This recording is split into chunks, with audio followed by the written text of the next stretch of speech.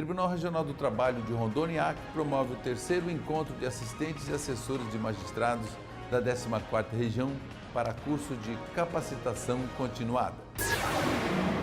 Nesse curso de capacitação continuada, um dos temas que foi levado a efeito é a reforma trabalhista após os 6 meses em vigor.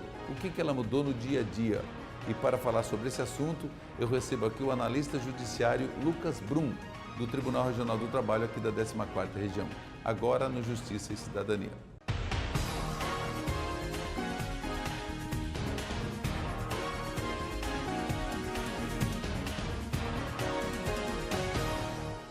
A Escola Judicial do Tribunal Regional do Trabalho da 14ª Região promoveu o terceiro encontro de assessores e assistentes de magistrados em Porto Velho. Durante 3 dias, assessores e assistentes de magistrados que atuam nos estados de Rondônia e Acre estiveram reunidos para trocarem experiências e se aprimorarem sobre jurisprudências, gerenciamento de rotina de trabalho e pontos de reforma trabalhista. O objetivo do encontro é a busca constante da prestação jurisdicional com qualidade. Há muitos anos que o tribunal vem investindo em capacitação como forma de melhorar a prestação jurisdicional. Então esse encontro serve não só para a troca de experiências pessoais, mas também para que os servidores possam ter um aprimoramento necessário e correto. Isso tudo em prol do cidadão, ou seja, o objetivo do Tribunal Regional do Trabalho da 14ª Região e o objetivo da Escola Judicial é fazer com que os servidores possam, de forma mais qualificada, servir melhor a população. Uma oficina de motivação envolveu os participantes no início do evento. A preocupação com o emocional dos servidores é destacada pela diretora da Escola Judicial do Tribunal. Quem ganha são os jurisdicionados. Nós estamos sempre preocupados com a capacitação e, inclusive, nós vamos iniciar com uma oficina que trata de motivação. Então isso também é importante, cuidar do emocional, dos nossos servidores, nós temos esse cuidado. A questão da motivação e o foco principal desse evento, dessa palestra, é trabalhar assim a motivação não apenas do campo profissional, mas também levar a reflexão para as pessoas, nossos servidores, tanto de Rondônia quanto Acre, no sentido específico da própria vida deles mesmos, ou seja, o planejamento de metas, assim, observando a sua missão de vida, os seus valores, crenças, e a visão que tem de futuro também, que se pode colocar na prática, não apenas para órgãos e entidades, mas você pode aplicar na sua própria vida também. Contraponto entre a atualização da jurisprudência do Tribunal Superior do Trabalho e do Supremo Tribunal Federal e o confronto com o reflexo da reforma trabalhista foi tratado no encontro. Procurei tratar das questões analisadas pelo TST que vão ser passíveis de alteração diante da reforma trabalhista. O que a reforma trabalhista teria modificado e as questões interpretativas a respeito dessas alterações. Inclusive, eu trouxe também algumas decisões do Supremo Tribunal Federal que estão analisando a reforma trabalhista em si e que podem influenciar nessa jurisprudência do TST, nos julgados do TST.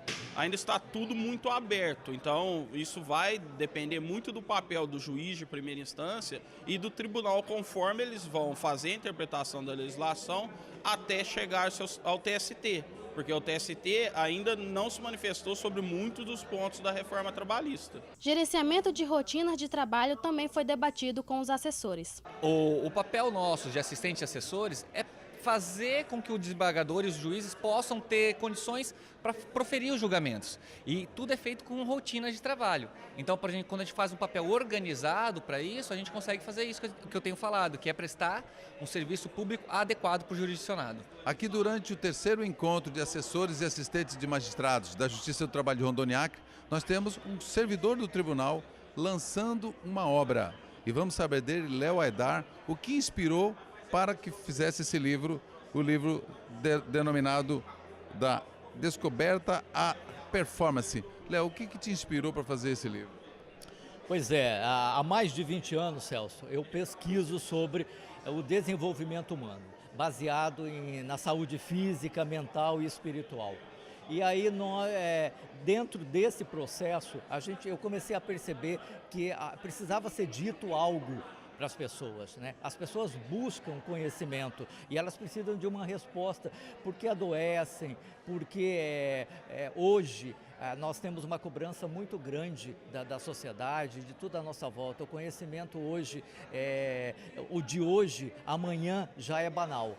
Então a gente entende, eu entendo de que saúde, a de hoje, amanhã vai ser melhor ainda, né? E quanto mais nós nos desenvolvermos e nos conhecermos como pessoa, mais nós teremos garantido uma saúde física, mental e espiritual. Nós, no dia a dia, precisamos nos atualizar, então a gente faz isso pontualmente durante o trabalho.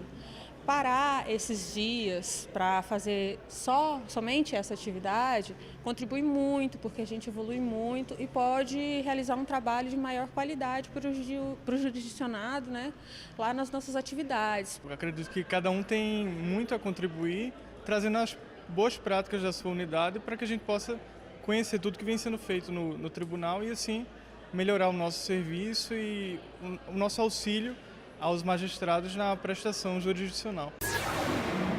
E no próximo bloco, para falar sobre a reforma trabalhista e os impactos nesses 6 meses em vigor, eu converso com Lucas Brum, analista judiciário do Tribunal Regional do Trabalho da 14ª Região. A gente volta em seguida.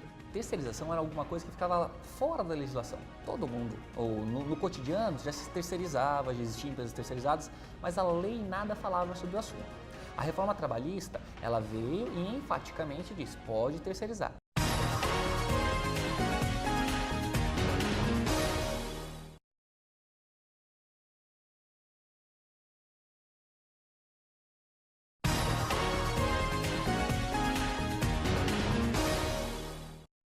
A reforma trabalhista, a lei que foi promulgada em 11 de novembro do ano passado, ainda causa algumas questões, mesmo após 6 meses em vigor.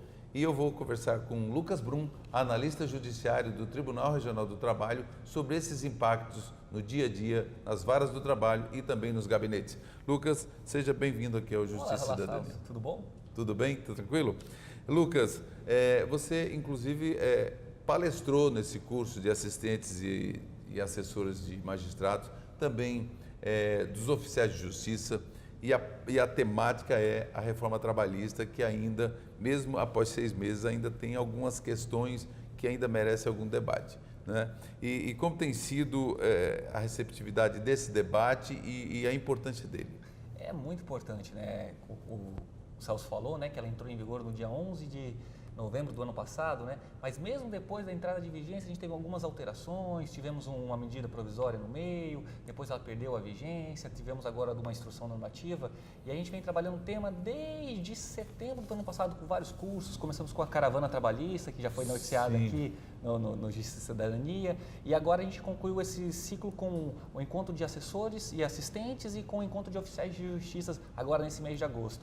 E é muito importante, né, porque nós somos um tribunal muito grande, né? Vamos de Vilhena a Cruzeiro do Sul, são quase 1.500 quilômetros, então são oportunidades que nós podemos trazer os servidores aqui para Porto Velho e a gente poder pôr em pauta, né, o que está acontecendo, como eles estão enfrentando e trabalhar na qualificação continuada dos nossos servidores. É porque é importante que a escola judicial também tenha um papel importantíssimo, né, na capacitação continuada dos magistrados e também dos servidores. Então, os encontros de magistrados que acontecem a cada 6 meses é fundamental, mas também os assessores e assistentes, que é quem está ali no gabinete auxiliando os magistrados, também tem que estar atualizado, né?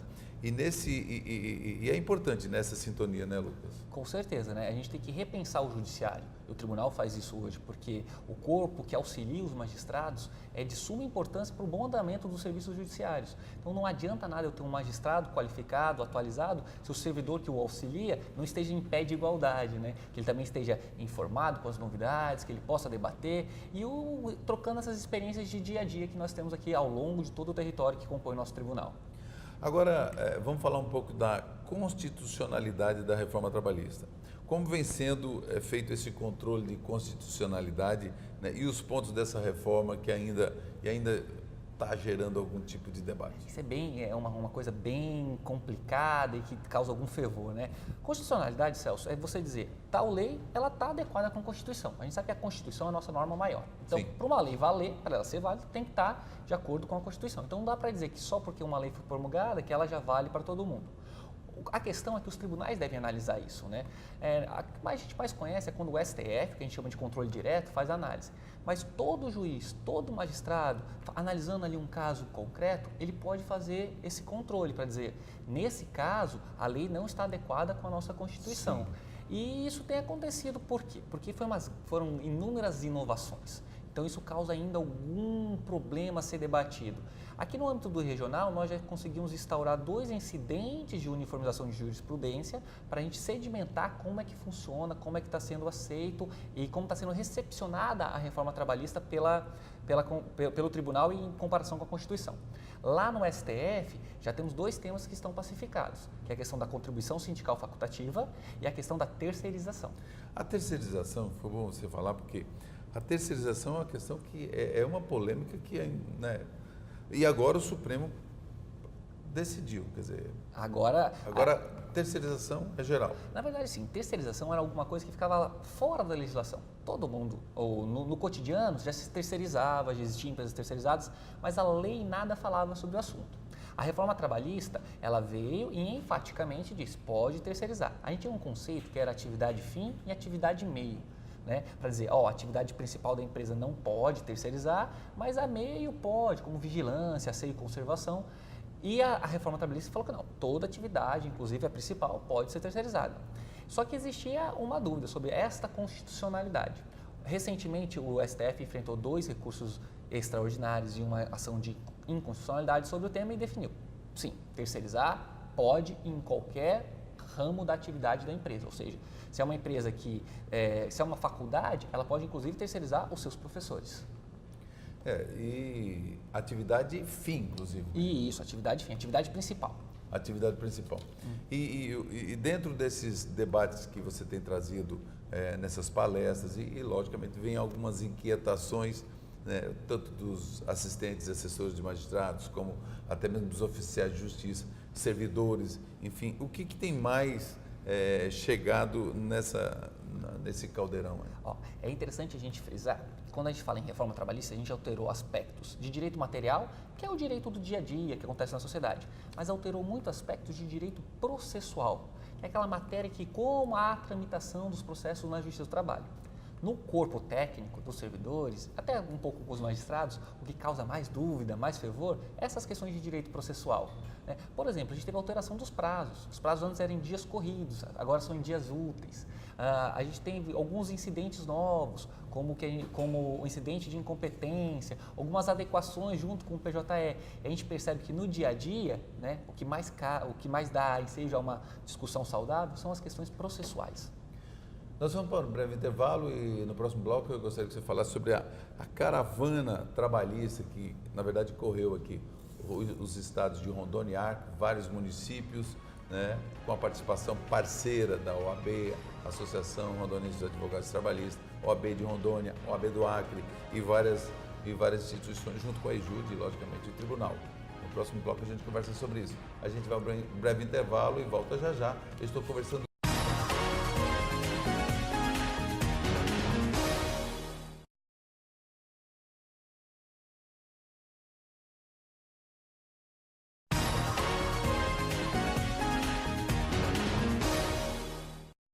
Estamos de volta para o terceiro e último bloco. Eu estou conversando com o analista judiciário do Tribunal Regional do Trabalho da 14ª Região, Lucas Brum. O Lucas, ele tem, na verdade, se revelado como um excelente palestrante e é um estudioso no assunto e tem falado com relação à reforma trabalhista. Agora, fazendo um balanço desses 6 meses de aplicação da norma, que já foi, na verdade, promulgada pelo Presidente da República em novembro do ano passado.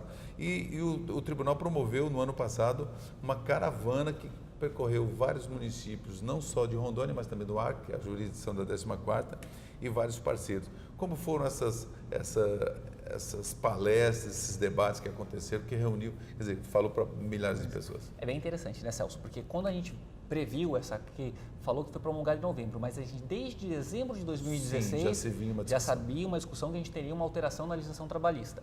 E um passo que o tribunal tomou, junto com a EJUD, com a desembargadora Vânia, foi discutir com a sociedade.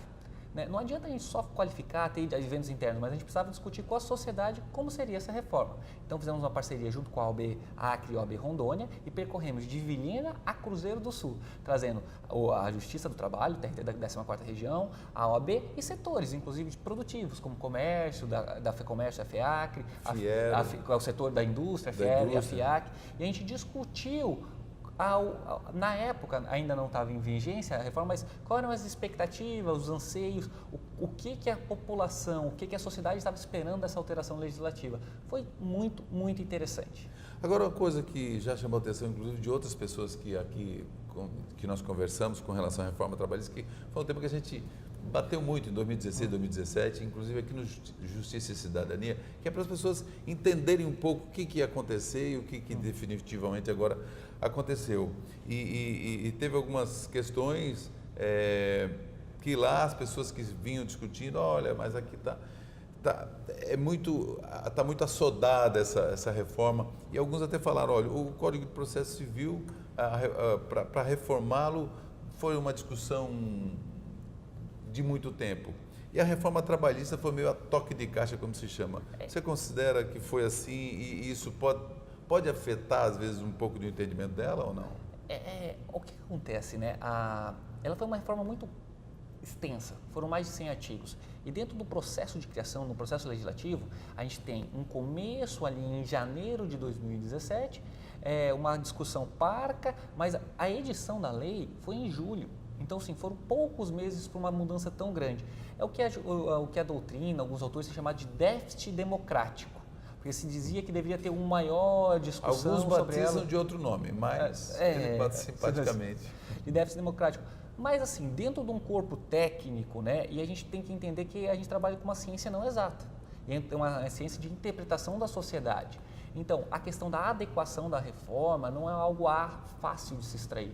Então, a gente ainda espera um pouco mais de alguns resultados. Mas uma confirmação que a gente teve já hoje, Celso, é a diminuição das ações. Isso está bem evidente já que com a reforma trabalhista e uma imposição do custo do processo ao trabalhador, o que a gente não tinha antes, tem uma redução significativa no número de ações trabalhistas. Agora, essa é uma pergunta que eu ia te fazer aqui. Exatamente, porque, lógico, em todo o país, em todos os tribunais, se constatou que realmente teve um declínio na quantidade de processos. Aqui é atribuído, quer dizer, é a questão do honorário de sucumbência, e aí eu queria que tu explicasse também o que é o honorário de sucumbência para o trabalhador entender também o que é isso. Vamos lá, Celso. Uma das inovações da reforma trabalhista foi o que a gente chama de custo do processo. A gente construiu a Justiça do Trabalho como uma justiça de fácil acesso, e ela não tinha verbas de custo quando se perdia uma ação, quando se não lograva êxito. Agora, com a reforma trabalhista, a gente tem algumas hipóteses que impõem custas ao trabalhador e antigamente a gente não tinha os chamados honorários de advocatícios de sucumbência. Ou seja, a condenação ela não angariava, via de regra, salvo se o trabalhador fosse representado pelo sindicato, a imposição de pagar para a parte contrária os honorários. Agora nós temos essa disposição. Então, essa ideia de que, se eu entrar com uma ação trabalhista e eu não for exitoso no todo dela, vai me acarretar um custo de pagar o advogado da outra parte, né? E aí a gente tem alguns detalhes que a gente fala no curso que é em relação ao benefício da justiça gratuita, isso dá um custo maior do processo, um custo e um risco. E isso provavelmente é a causa de maior diminuição das ações. Quer dizer, traduzindo isso, talvez seja o quê? O medo. Sim. Às vezes tem trabalhador que pode acontecer, de o trabalhador inclusive ter certeza do direito e ter efetivamente o direito e não entra com medo de uma sucumbência. Pode acontecer? Pode, isso é um critério aberto, né? Mas a tendência não é essa, né? A tendência é se você tem um direito que você pode provar em juízo, a sua chance de vencer a ação, de ter êxito, como a gente fala no vocabulário jurídico, é muito maior. Né? A questão são mais para aquelas questões dúbias e principalmente isso, a gente entende, quando a gente fala em processo, em direito, não basta você ter o direito em si, quando você vem para a justiça, você precisa prová-lo. Então, pode acontecer, até a sociedade trata às vezes como injustiça, mas é isso. Quando você traz algo para o judiciário, você tem que afirmar o que você merece, o que você acha ser devido, mas você deve comprovar. E essa questão da prova, às vezes, é um pouco dificultosa. Então, talvez um medo de não se conseguir provar pode levar a não ajuizamento de ação. Mas, se existe certeza, existe possibilidade de prova em juízo, acho que não. Agora a questão é que, lógico, se você alega, você... Né? Em muitos casos, por exemplo, o trabalhista, você precisa provar também, né? Também da outra parte, né? Eu acho que é um debate que merece uma reflexão muito grande. É muito acalorado esse debate. É muito acalorado, até hoje, né? Mesmo agora, depois que recentemente o Supremo pacificou essa questão da terceirização, que é geral, né? Então, até hoje ainda gera alguma questão. Agora, o escopo da reforma trabalhista é geração de novos empregos, novos postos de trabalho. A seu ver, agora, Lucas, ao seu pensamento, você acha que isso redunda em novos postos? Eu acho que é bem interessante, né? Você vê que isso foi uma propaganda do governo, como a reforma, como um instrumento de geração de empregos. Mentira. Isso não procede. A gente sabe que o que... Continua 14 milhões de desempregados. Na verdade, a gente teve uma reduçãozinha para 13,3 milhões, mas isso são fatores da economia. Mas não foi reforma, então? Não. O que gera empregos, o que é capaz de acabar com o desemprego, é a economia. Então, o incremento da economia e uma adequação com os novos meios tecnológicos, é isso que é capaz de gerar empregos. A legislação está aí para regulamentar os contratos, mas que a legislação é capaz de incrementar empregos ou reduzir desemprego, a história tem comprovado que não. Precisa aquecer a economia e também a melhor capacitação das pessoas, né, para o mercado. Né? E também se adequar aos meios tecnológicos. A gente pode pensar assim, até um pouquinho fora dessa temática, mas quando a gente olha a sociedade, empregos que existem 1 a 10 anos não existem mais. Empregos que surgirão daqui a 20 anos nem sequer foram pensados ainda. Então a gente tem que ter uma sociedade que se adeque à inovação tecnológica. E falando de tecnologia, já que você também está bem antenado com relação a isso, hoje os tribunais, as mídias sociais têm trazido esse debate, por exemplo, das informações com relação ao seu próprio direito do cidadão? Para a gente encerrar, que a gente está no final. Não, eu acho que é bem interessante, porque a gente já tem acesso à informação, né? Até o próprio judiciário hoje é pop. Né? Antigamente a gente tinha um judiciário muito incluso ali, recolhido, que não tinha acesso. Hoje o judiciário é pop, hoje a gente divulga nossas decisões pelo Facebook, nós comentamos decisões pelo Instagram, então você começa a ter maior noção, a gente consegue fazer que o direito, que as noções do direito do trabalho sejam mais facilmente espalhadas para a população. E agora tem a carta de serviço, né, que a pessoa acessa, né, como é que é? Tem mais um trabalho que a gente faz junto com o tribunal, que é a carta de serviços, que em breve estará no site, que vai dizer onde, quando e como eu consigo ter os serviços judiciários, de uma maneira fácil e pelo um site próprio. E o site está aí na sua tela, www.trt14.jus.br, lá você pode navegar e você pode conhecer todos os seus direitos e interagir também nas mídias sociais do Tribunal do Trabalho. Eu conversei com o Lucas Brum, que é analista judiciário do Tribunal Regional do Trabalho da 14ª Região. Obrigado, Lucas. Obrigado, Celso. Foi um prazer. Então, até o próximo encontro. Obrigado a você também pela audiência e até o próximo encontro.